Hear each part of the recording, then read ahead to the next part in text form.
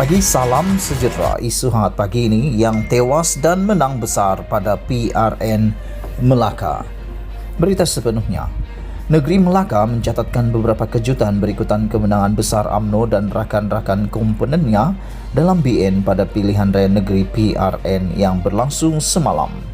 Ia merupakan kemenangan dalam PRN paling penting sejak pilihan raya umum PRU 2018 dan berkemungkinan mempunyai implikasi yang jauh lebih besar.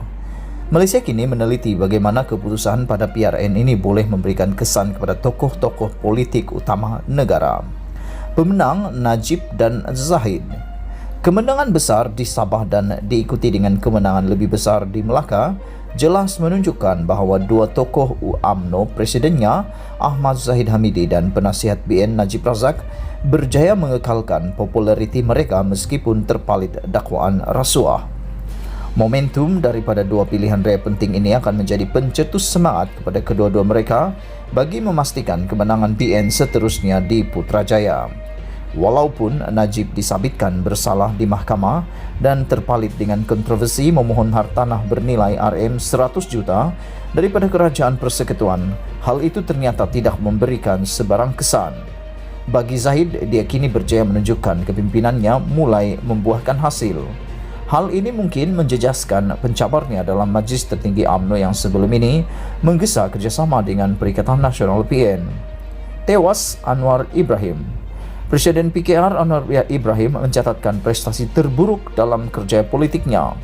Awal tahun lalu dia dinamakan sebagai calon Perdana Menteri, tetapi langkah Sheraton akhirnya menjadikannya sebagai ketua pembangkang. Akhir tahun lalu, Anwar mendapat malu besar selepas dakwaannya memiliki majoriti yang kukuh dan meyakinkan untuk menawan Putrajaya tidak menjadi kenyataan.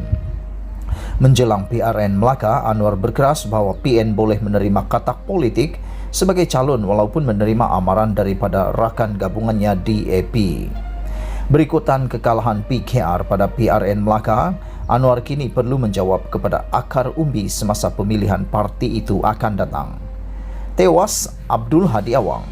Presiden PAS Abdul Hadi Awang meyakinkan partinya untuk membelakangkan kerjasama dalam mufakat nasional bersama UMNO demi memihak kepada PN yang masih belum teruji.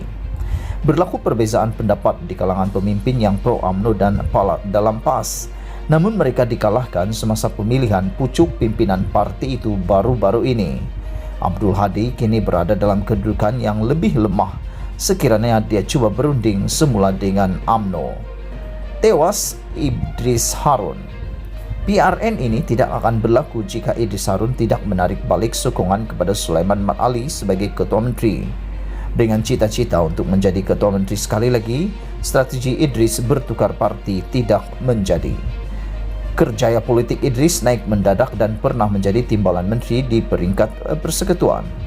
Kini, buat pertama kali sejak 2004, dia bukan lagi wakil rakyat yang dipilih maupun memegang mana-mana jawatan dalam parti.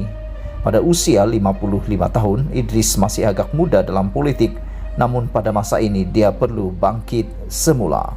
Sekian isu hangat petang ini. Jangan lupa tekan butang subscribe dan kita jumpa lagi. Bye-bye.